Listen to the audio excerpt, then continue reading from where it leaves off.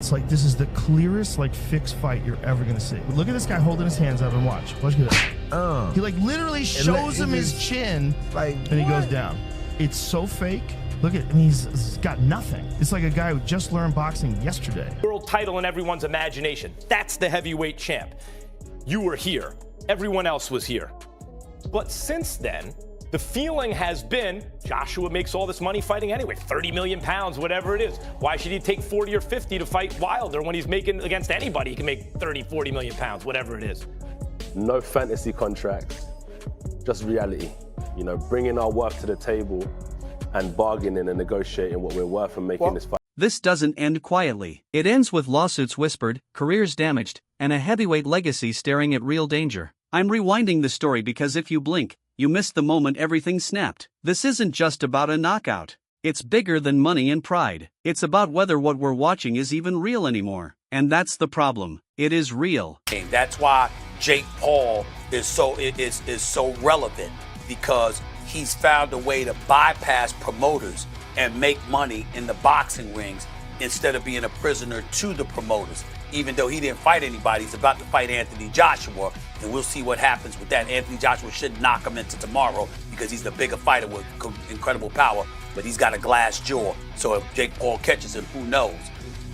When this story first surfaced, it didn't sound like normal boxing noise. This wasn't trash talk or hype. It felt different, like a door cracking open. Behind it was influence, leverage, and a suggestion so toxic it could rot the whole division. When Anthony Joshua speaks calmly and drops a line that lands heavy, that's not noise. That's a warning. You felt it before you even processed it. Fighting's not just physical, it's psychological.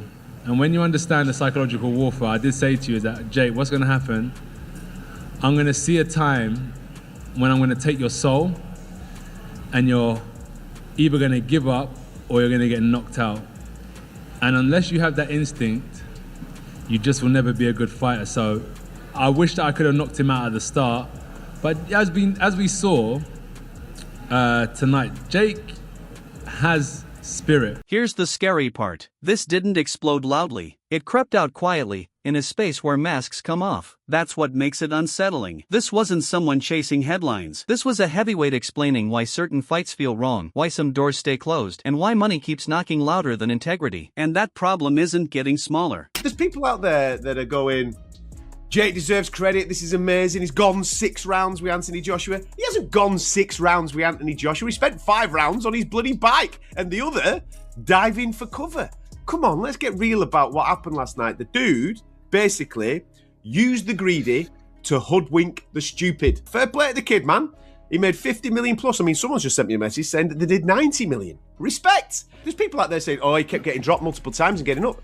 No, he didn't. Stop lying. Here's the shock. Power now thinks it can negotiate outcomes, that legacies can be planned, erased, or rewritten. And when that idea touches a fighter built on real damage and earned scars, something breaks. Fighting isn't content. The moment you treat it like content, chaos follows. Someone out there really thought Joshua could be managed like a brand. AJ, do you think Jake is on your level whatsoever? No. No, okay. Respectfully. Because it's clear. If I say yes, I'm going to be lying to myself, and I can't lie to myself. It's not that he can't compete, right? But when you talk about, for example, music, how many albums I've put out, how many mixtapes I've put out, yeah. He just hasn't got the body of work I've got in boxing. Got you. I already hear the excuses. Miscommunication, jokes taken wrong, strategy talk. But listen to the tone. The calm is the clue. When a man refuses the circus and simply draws a line, that speaks louder than accusations. And here's the question nobody wants to ask. If this was suggested here, who else heard it? Who else stayed silent? Silence isn't innocence. It would have moved around the ring at 100 miles an hour. There's 2 things I would have done. Tried to shut Jake down at 100 miles an hour, or I would have gone on the back foot. So Jake decided to move around the ring, and I decided to put the pressure on. What I could have done better is a lot of things. 100%. In the fight game, you've seen the amazing fighters that have graced us over the last 100 years, and the expectations that we put on ourselves are. This is where it cuts deep. Boxing survives on uncertainty. The belief that once the bell rings, anything can happen. Poison that belief and you don't just ruin one night, you cheapen years of fights. Fans feel it too. That quiet doubt. That question in the back of the mind asking if the outcome was decided before the gloves touched. Suing Anthony Joshua. And the reason has everybody side-eyeing this whole situation. From what's being said, Jake is claiming Anthony Joshua went off script. And when I say off script, I mean, there was supposedly a no knockout clause, or at least very specific fight rules, and Joshua hitting Jake so hard that his jaw got dislocated in 2 places was not part of that agreement. Jake basically saying that punch crossed the line from just boxing into what he's calling malicious intent. And don't get it twisted. This isn't about hating crossover money. It's about control. It's about owning the story. It's about someone thinking violence can be steered like a script. When that idea meets a fighter who earned his power the hard way, refusal becomes the headline. And that refusal scared people, because it proved not everyone is for sale. Jake Paul gets knocked out predictably by Anthony Joshua in tonight's fight. Now, I am torn on this fight. When it first started and Joshua was giving it, I'm thinking, oh, here we go again. It's the Tyson fight again. We're talking about 2 fighters who are pretending. It looked like a Rocky fight at the start.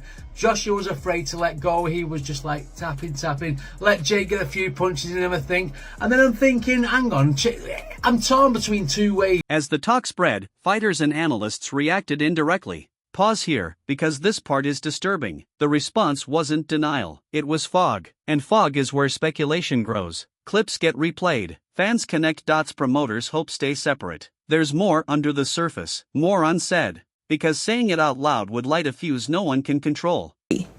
If Jake is really saying this fight was supposed to follow a script, then what does that say about the event, the Vegas crowd, the betting money, all of that? Because that opens up a whole different conversation nobody wants to touch. He's allegedly claiming Anthony Joshua could be on the hook for something like $20 million for violating the rules and going beyond what was agreed upon. But let's be real for a second. This is boxing. People get hit. Jaws get broken.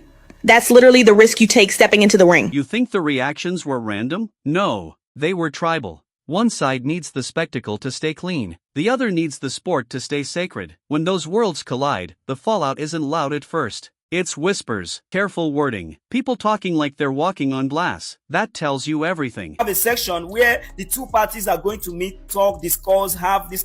Just watch this video. And mentally. It's already written. Where? In the history books, brother. In yours, not mine. No, it is. You'll see. There's only one God, and God wrote it. You see with Jake, what I learned about Jake is that he's a mental person. This is my observation. Not only the physical aspects of training, but the way he thinks, meditation, breath work. If I can break his soul and I can break his mentality. Here's the real-time bomb. Once the idea of a script enters the bloodstream, every punch gets questioned. Every slow round feels suspicious. Fans start watching fights like detectives. That's not entertainment. That's mistrust. And mistrust spreads faster than any promotion ever could.